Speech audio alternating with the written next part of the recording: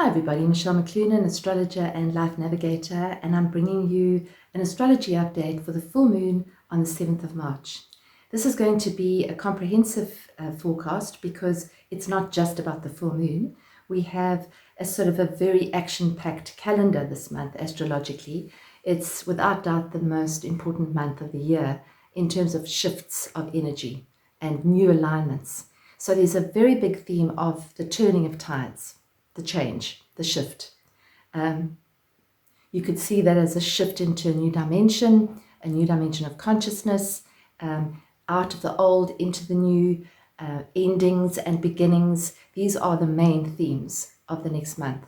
And the full moon is kind of bringing that under the spotlight, if you like, because full moons do that. It's when the moon is the brightest in the sky and it brings into the light what's actually going on. First of all, the full moon, which happens on the same day as Saturn moving into Pisces, which only happens once every 29.5 years. That's number one, and happening on the same day as the full moon. Then on the 21st of March, we have the Equinox, the March Equinox, where the sun moves into Aries and starts our new astrology year. Okay. On the same day as that, we have a new moon, which is a new beginning, at 0 degrees of Aries, which is the beginning point of the zodiac. That's very powerful. And then the third thing, and not the last, but these are the big ones, is Pluto is going to be moving into a new sign on the 23rd of March. He'll be going in and out for the next few years, but his first foray into the sign of Aquarius will be on the 23rd of March. So that's a lot of endings and beginnings, because what happens is as soon as a planet gets to the end degree of a cycle, it's called the anaretic degree, the critical degree. It's the very, very end before it actually moves into a new sign. And there's that kind of sense of what's happening here. The ground's not too stable beneath the feet. There's the shifting sands of time, and where am I standing? Am I standing here, or am I standing there, or am I standing in the middle? Where am I? That's the theme for me, if I just have to kind of put it into a neat little basket. If we unpack that basket and we look at just the moon for now, the moon moves into Virgo. It's going to be opposite the sun in Pisces. Also in Pisces, we have Neptune and we have Mercury. So that's still a lot of Pisces energy, because this is Pisces season. And Pisces energy is about letting go. That's the releasing of the old cycle. It's the end of our astrological year. So there's a lot of letting go, a lot of release, a lot more sensitivity. People might be feeling a bit flat or a little bit lacking in energy, a little bit confused. There's sort of a lot going on around you and you don't quite know what it is, can't quite pinpoint things. Some people are feeling a lot of loneliness, a lot of hopelessness, a lot of just not knowing what's going on. So that's often the theme for Pisces, but this year is sort of enhanced by what we have in the skies cosmically. So that's the Pisces energy. The moon is opposite Pisces, so it's sort of pulling on Pisces. And if you like, it's kind of rooting. It's saying to us, Virgo is an earth sign. It's a practical, grounded earth sign. And what it's saying to me is it's saying as there are these shifts and as there are these moves, we need to be very grounded. This is a really good time. If you feel that your body is struggling, it's a very, very good time to focus on healing and to maybe do a detox. Couple of days, just drink and eat very clean food and let whatever needs to go physically go. It might be a good idea to detox your cupboards, your house, move furniture around, really see it as a clearing point. Because as I say, this is a full moon, full moons are always a release point, but this is really releasing the last year, as well as you're releasing a very old cycle as well, because on the same day we've got Saturn moving into Pisces. Now, Saturn moving into Pisces was last there from 93 to 96. So you might think back in terms of what was happening with you in your life at that time. And there might be a similar thing happening now. It's never going to be the same because we spiral upwards. We don't just keep going around in circles on the same level. But it can feel like there's a similar theme going. So it's really a point where we were releasing the last 29.5 years, if you've been around that long. For some of us, we've been around for 2 of those cycles, or maybe even 3 if you're pretty old. So Saturn is always a lesson-giving planet. It's the teacher of the zodiac. So when it moves into a new sign, it says to us, what have you learned in the last 30 years, or in the last year, in the last 2 years, in the last 3 years? So this one is very interesting, because when Saturn moved into Aquarius, which was the last sign that it was in, that was in March for the first time, when it moved in there for the first time, was March 2020. We all know what happened in March 2020. So from that, in the last 3 years, to actually, it's a good idea at a full moon, especially this one, to reflect at what has changed, what has happened over the last few years. How has your reality changed? What are you letting go of? What do you no longer need? When Saturn moved into Aquarius, if you look at Saturn symbolically, Saturn can also be seen as limitation. When you look at the sign that it moves into, what is the sign of Aquarius? Well, one of the words associated with Aquarius is freedom. So what happened with all of us was that our freedom was limited.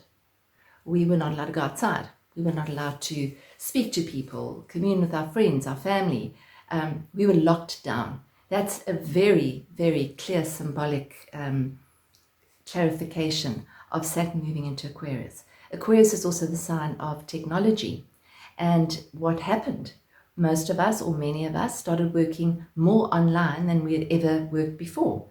People that were going to jobs every day and driving out to their office suddenly were working from home. Technology. It sort of pushed us into that technological age quite rapidly. I remember exactly that, trying to work out how to use Zoom for the first time. So that's this last few years. Just reflect back on what's actually happened with you, how you've matured in these last few years. Because as I say, Saturn is a maturing cycle.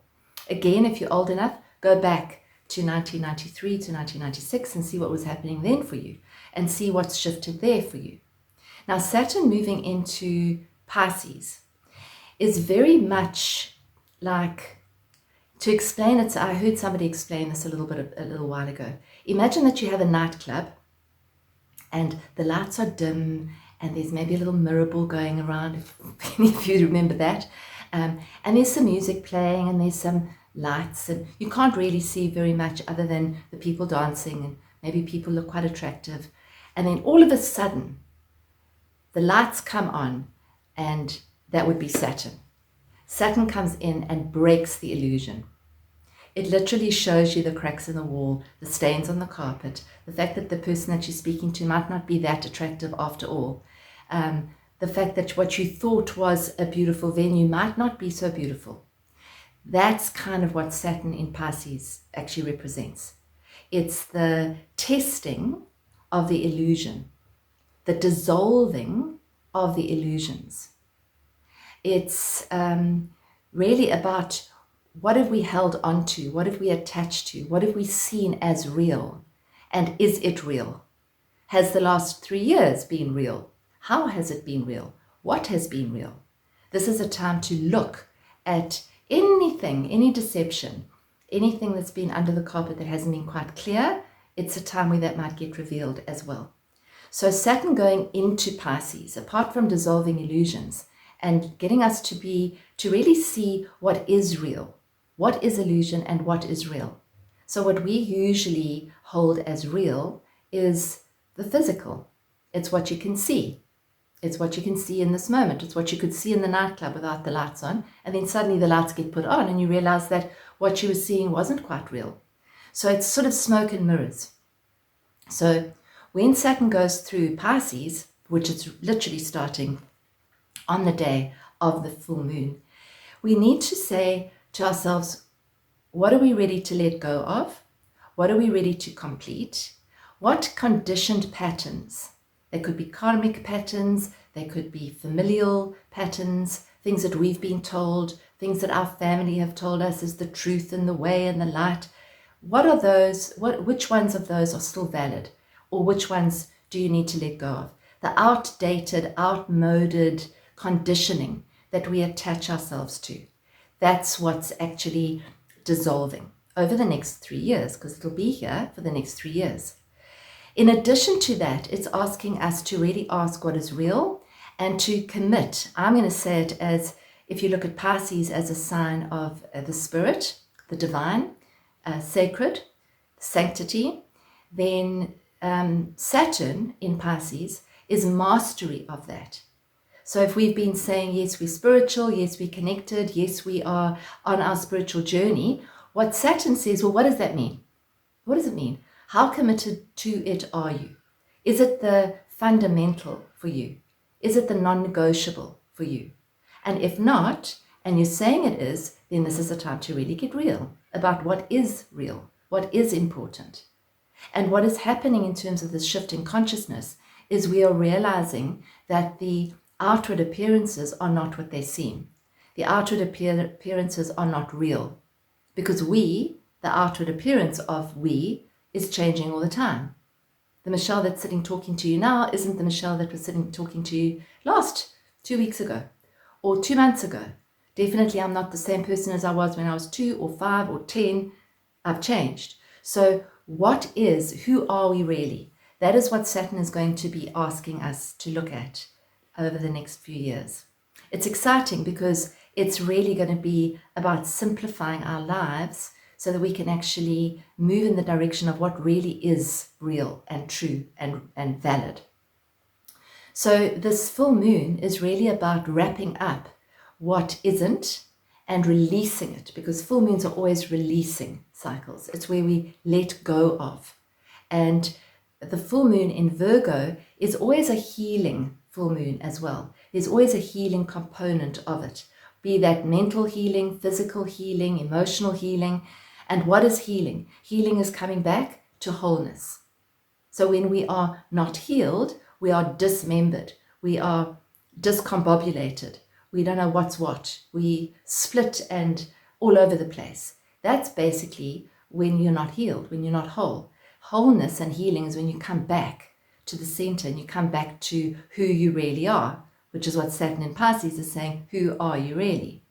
So this is a very healing full moon, and it sort of gives us a healing potential for the next month and also going on beyond that. The other thing that's backing that up and assisting with that is that we have 3 beautiful planets lined up right now. Venus, which is the planet of love, is lined up with Jupiter, the planet of expansion, and those 2 are lined up with Chiron, the wounded healer. So this means for me that this is a time to expand the heart center, the love frequency, to connect with that so as to heal and bring those parts of you back to who you truly are. It's not a seeking, it's not a searching, it's not a going out there and doing work. It's more of a coming home to who we really are. So that's actually assisting with this whole process. And these 3 that are lined up are also going to still be aligned at the full moon. So that's a really, really big theme. So releasing, simplifying what is real, focusing on your sacred path, whatever that is for you, making that the priority. That's what Saturn is saying. So if you've been playing around with it, it's time to get serious about that, more serious, and see the reality of that, because that's really the only reality we have is right now. So anything that you can do to bring yourself into this moment, into this now moment, that's what's going to heal. Going into the past, into the future is not going to heal us at all. It's about actually bringing that root down and digging it deep into that soil so that whatever happens on our planet over the next few months and few years, because there's going to be a lot of shifts and changes on our planet. We don't know how those are going to play out, but they are already and they will continue to, because we are shifting into different levels of consciousness.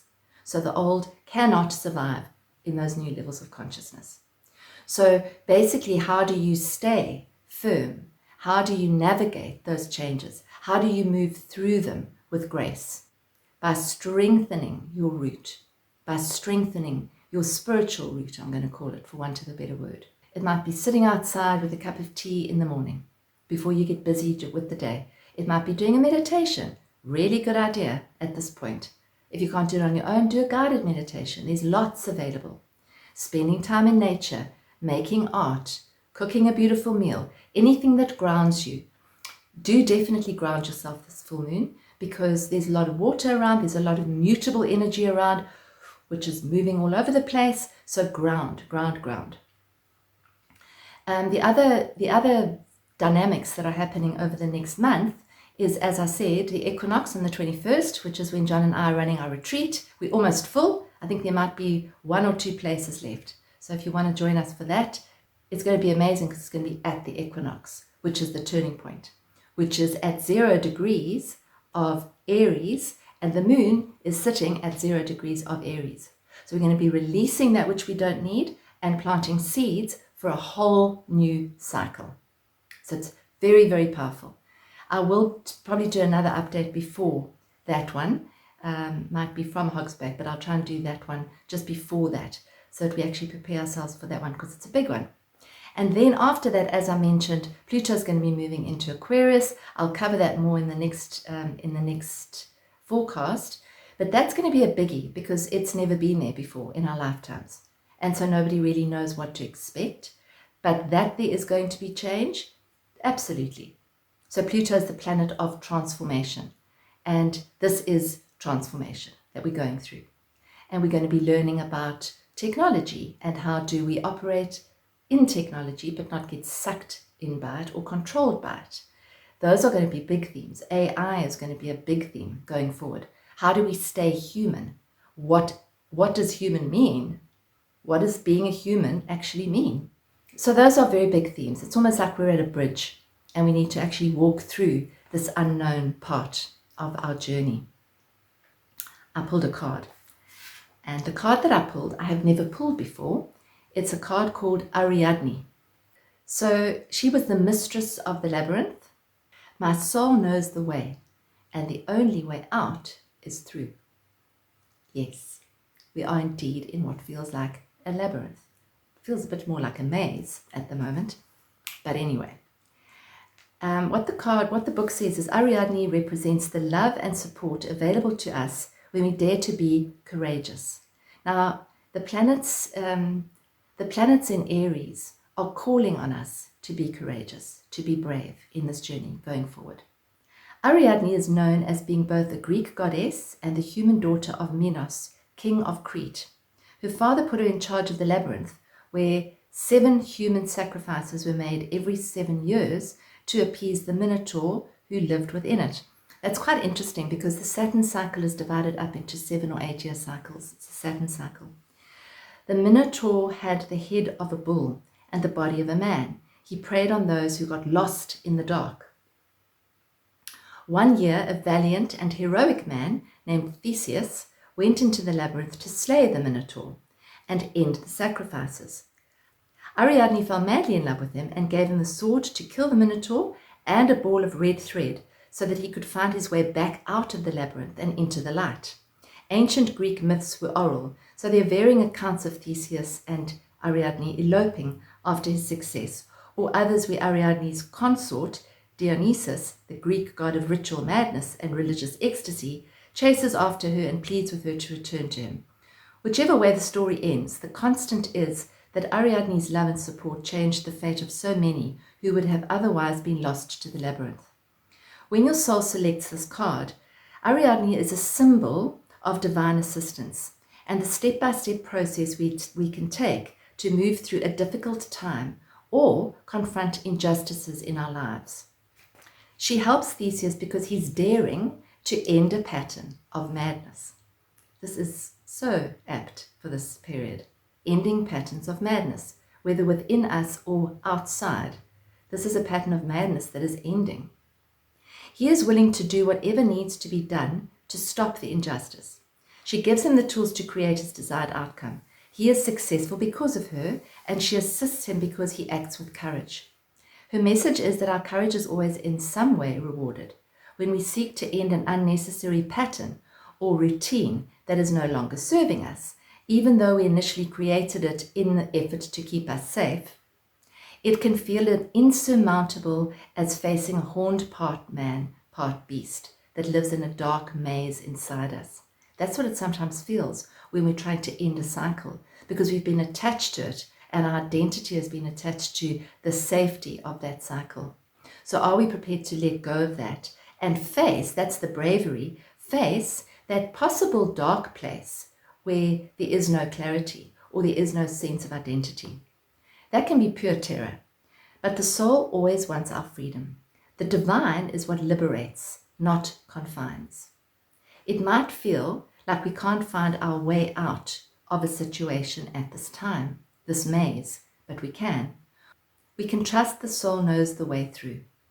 We can trust the soul knows the way through. The human here, maybe not so much. That is what Saturn is telling us. Saturn is saying, trust the divine to lead you through. You won't be able to see the outcome. And that's why so many people are confused and frustrated, because they can't see the outcome. They can't see the end of the maze. We have to trust that this is revealing itself and follow that red thread, which is our intuition. It's this moment. Oh, there's the red threads leading me here. Right, I'm going to just follow that red thread here. That's all. Can't see where it's going in the long run. We can trust the soul knows the way through. That spiritual support is given. Saturn in Pisces, spiritual support. Ariadne wants us to be brave. She is both a goddess and a human. She gets our fear, but she also knows how much power we hold as well. And this is very, very apt, because this time that we're going through is a bridge. It's almost a bridge between the human and the divine. And we're straddling that bridge. We're actually realizing that we're both, but essentially we are spirit, having this human experience. And that the shift of focus is becoming that. We're not humans with a little spirit, we're spirits having a human experience. So that is how I believe this is playing out. If you are going through a time where you're in that dark and you're facing that darkness, that bull hiding there, that horned monster, which is there's nothing happening, just know that that too, it can be part of this process. That feeling of the void, the feeling of not knowing, the feeling of the dark. And that's when we need to even more strengthen that root and not have any expectations. So if you, for example, don't feel very connected right now to anything, if you're not seeing the lights that you used to see or feeling the energy that you used to feel, don't worry about that, because that is part of the process. Is we're being led to just follow one step at a time and to be focused and seeped into this moment as it's unfolding. And in this moment as it's unfolding, shine our light out, shine that beautiful Venus, helped by Jupiter, that light and love into the world. Just in this moment, you just do what you can do in this moment to help yourself or anybody else that might be in your environment. So this is a big one. It's a beautiful one. It's very, very powerful. This is a very, very powerful month. It's a month where we're being really encouraged to open and not close. As soon as you feel yourself closing, which means saying, no, this shouldn't be happening. This shouldn't be happening. I should be, he should be, she should be. As soon as you feel that, just see if you can breathe, exhale, and release. Just release it. Open. As soon as you feel yourself closing, open. And you open on the out breath, not the in breath. So try that. Just try the out breath.